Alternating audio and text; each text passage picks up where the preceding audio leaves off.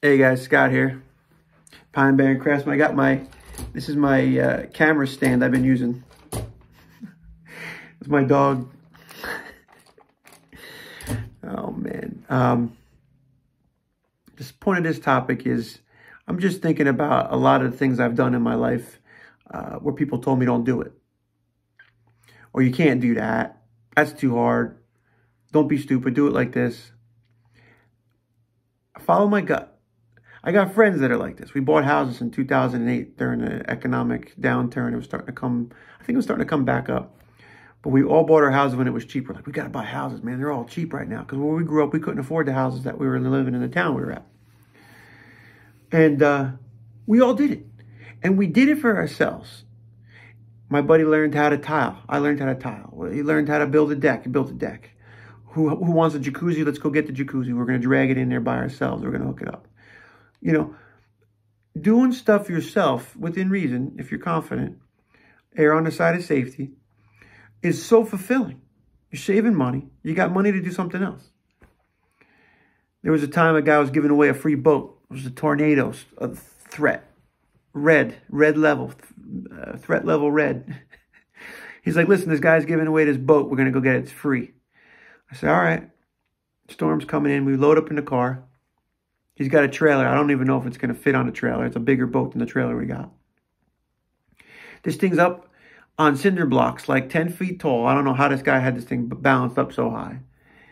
The wind's blowing. Lightning's crashing. You know, we could have got hurt. We didn't, luckily. I guess we got somebody watching us, or we were just lucky. But we would attempt things. It's that fire, it's that desire that we want to be able to do it. Say we did it. It's pride, it's ego. Or maybe it's our wallet, you know. We want to be able to do other things. Guy got this boat, we dragged it back. It was like fishtailing, you know. Not the safest thing in the world. Lightning's crashing, wind storms blowing. Or we were opportunists. Something was going to be thrown out. And if it was decent, we're going to go get it. The power washer over there, let's pull over, let's grab it. It's in the trash, let's get it. Make sure, yep, garbage picking. Whatever. Nobody should turn an eye to something that you can salvage. It can be an interesting hobby too, like all this stuff now is DIY, they're all reclaiming this, reclaiming that.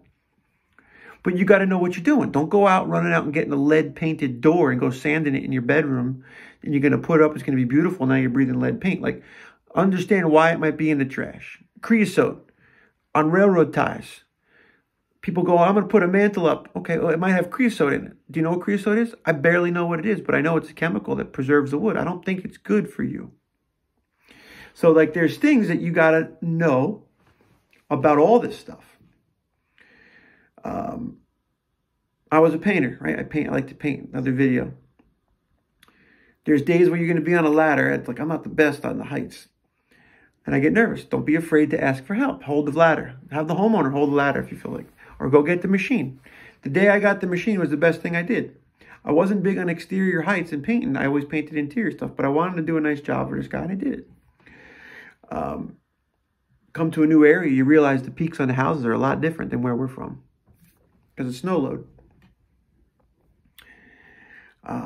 Just go for it. I got people that want me to go ice fishing. We're going to go ice fishing. I got people that want to go snowmobiling. We're going to try it. I'm going to try it. Not because I got some, you know, chip on my shoulder that I can do it. But I want to push myself like I always have. But, yeah, you can't dig that pond. You can dig that pond by hand. You should get a machine. What are you, stupid? Yeah, I am stupid. I'm going to dig it for no money and a shovel and some sweat. And then I'm going to spend the money that I should have spent on the machine on the liner and extra stone. And I wound up with like a beautiful pond. Car stuff. Hey, you going to pay that guy to do that motor swap? You just blew your motor. What are you going to do now? I said, I'm going to take it out. I never did it before. I'm going to take it out, figure it out. Really? Yeah. Try it. You realize real quickly how dangerous it can be and what the story is. And you gotta have things set up correctly. You know, you start seeing oils and solutions and liquids coming out of things. You're going to make a mess out of your garage. You make a mess out of yourself. But at the end of the day, you're learning. And then for the rest of the time, I said, I'm never having anybody else put a motor in ever again. I'm doing it myself. And, you know, we hoisted him up into the trees, the lifted truck. It was like 40-inch tires plus a 12-inch lift on a pickup truck. And now the engine's up in the tree. People thought we were nuts. We got it. The tree was thick. We had it strapped up. 2x12s nailed together. I don't know. Look, don't stand under it.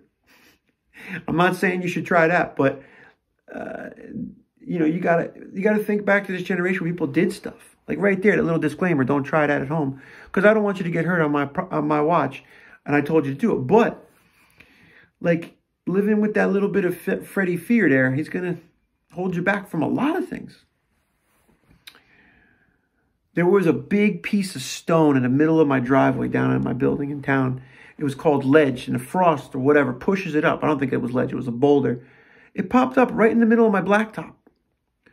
What did I do? I went out there with the sledgehammer and I started beating this thing. And people thought I was nuts. This guy's beating the granite. Yeah, I'm nuts.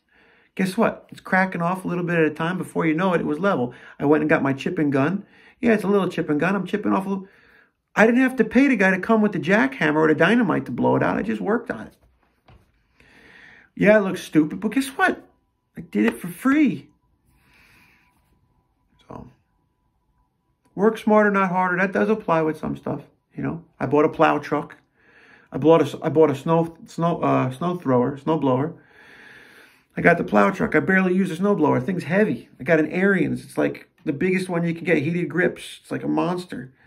I was like, I got the plow. I think the plow is better. But I bought a used plow. I had my used truck that I repaired the frame 6 times. You know, different rusted issues and brake lines. And now maybe the plow paid for itself rather than getting a brand new plow on a brand new truck. I mean, that's a lot of money just to push your driveway. If you're going to do it for work, that's fine, but I didn't need that. And if it breaks, okay, I used it for 3 years. And that's it. Buying secondhand stuff. Don't be afraid to do it yourself.